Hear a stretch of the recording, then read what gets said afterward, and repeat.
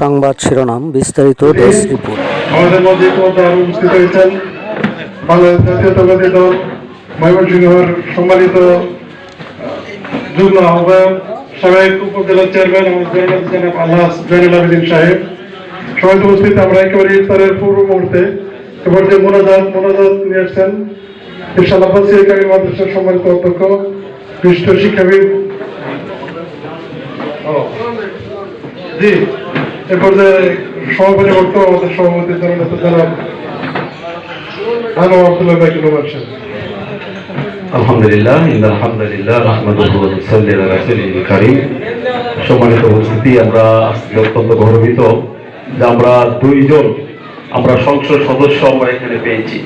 আমাদের ত্রিশালের আমাদের প্রিয় ভাই, আমাদের জাতীয় সংসদ সদস্য মিলন ভাই পেয়েছি, আমরা ফুলবাড়িয়া মিলন ভাই আমরা পেয়েছি, আমাদের মনোরল মিলন ভাই চমৎকার কথা বলেছেন।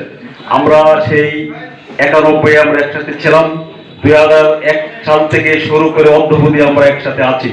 আমি মনে করি বাংলাদেশকে আধিপত্যবাদ মুক্ত বাংলাদেশ গড়ার লক্ষ্যে, বাংলাদেশে ইসলামী মূল্যবোধ সৃষ্টির লক্ষ্যে বাংলাদেশ জামাত ইসলামী 11 দলীয় জোট এবং জাতীয়তাবাদী শক্তি আছে, তাদের ঐক্যের কোনো বিকল্প নাই।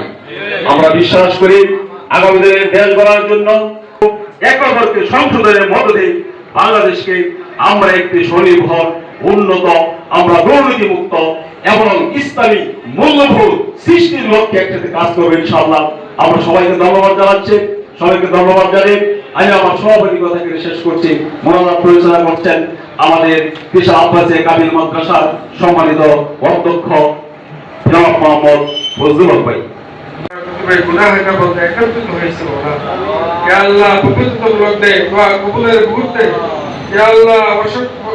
অনেকগুলো তোমার বান্দারা আল্লাহ ইফতারকে সামনে নিয়ে তোমার রাজামন্দির উদ্দেশ্যে তোমার সন্তুষ্টির আশায় আল্লাহ অপেক্ষা করতেছে বলা। আল্লাহ তোমার রাজামন্দির সন্তুষ্টি আমাদের প্রত্যেকের জন্য সামনে হাল করে দাও বলা। আল্লাহ আমাদের অবস্থাকে কবুল মঞ্জুর করো বলা। আল্লাহ আমাদের প্রত্যেকে আল্লাহ সিয়াম সাধনা রমজানের যে ইচ্ছা আল্লাহ প্রত্যেককে তুমি উদ্ধার হওয়ার জন্য আল্লাহ নির্ধারিত করে রেখেছে বলা। জাতীয়তাবাদী দল বিএনপির কেন্দ্রীয় নির্বাহী কমিটির অন্যতম সদস্য ত্রিশালের গণমানুষের নেতা জননেতা যারা মাহবুবুর রহমান লিটন এমপি মহোদয়, জননেতা যারা মাহবুবুর রহমান লিটন এমপি।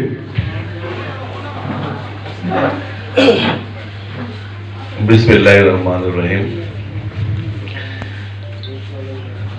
বাংলাদেশ জামাতে ইসলামের আজকের ত্রিশাল উপজেলার এই ইফতার মাহফিলের সম্মানিত সভাপতি, উপজেলার আমির নোমান ভাই উপস্থিত, এখানে আমাদের পার্শ্ববর্তী ফুলবাড়িয়া থেকে নবনির্বাচিত মাননীয় সংসদ সদস্য মিলন ভাই উপস্থিত, আমার সহযোদ্ধা নির্বাচনী সহযোদ্ধা সোহেল ভাই এবং অন্যান্য জামাতে ইসলামের নেতৃবৃন্দ এবং সামনে যারা বসা আছেন আমার সম্মানিত জামাতে ইসলামের নেতৃবৃন্দ, কর্মী ভাইয়েরা, এলাকাবাসী, সবাইকে আমার পক্ষ থেকে সালাম, আসসালামু আলাইকুম।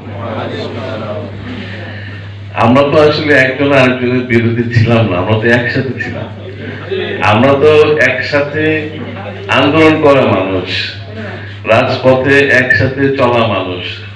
সুতরাং আমাদের মধ্যে যে সম্পর্কটা ঐতিহাসিকভাবে সংযুক্ত, এই সম্পর্কটা আসলে নষ্ট হবার না। আমি মনে করি শক্তভাবে আমরা এটাকে ধারণ করা উচিত যে আমরা এই দেশ মুসলমানের দেশ, ঠিক না? আমরা মুসলমানিত্ব নিয়ে এই দেশে রাজনীতি করার সুযোগ আমাদের কমিয়ে দিয়েছিল বিগত সরকার, জঙ্গি নাটক সহ অন্যান্য ঘটনা ঘটিয়ে আমাদের সবার উপর অত্যাচার নির্যাতন করেছিল। এর বিরুদ্ধে আমরা সবাই একসাথে, আমরা মুসলমান অস্তিত্ব রক্ষার সাথে আমরা একসাথে রাজপথে ছিলাম।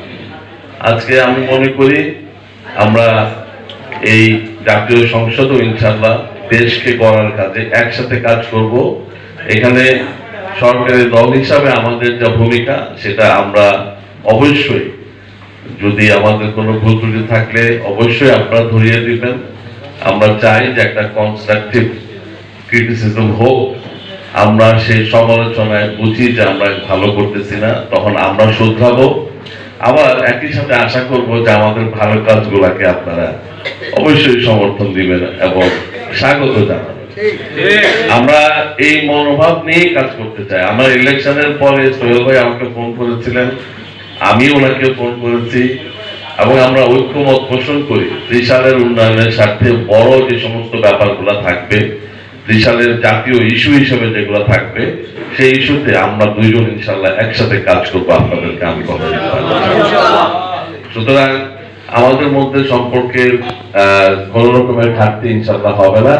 আমরা একসাথে কাজ করব এই আশাবাদ রেখে আপনাদের সবাইকে আমাকে আবারও এখানে আসার জন্য নিমন্ত্রণ দেওয়ার জন্য আপনাদেরকে ধন্যবাদ জানিয়ে আমি আমার বক্তব্য শেষ করি। খোদা হাফেজ। বাংলাদেশ জিন্দাবাদ, বাংলাদেশ জাতীয়তাবাদী দল জিন্দাবাদ। সবাইকে ধন্যবাদ। আসসালামু আলাইকুম।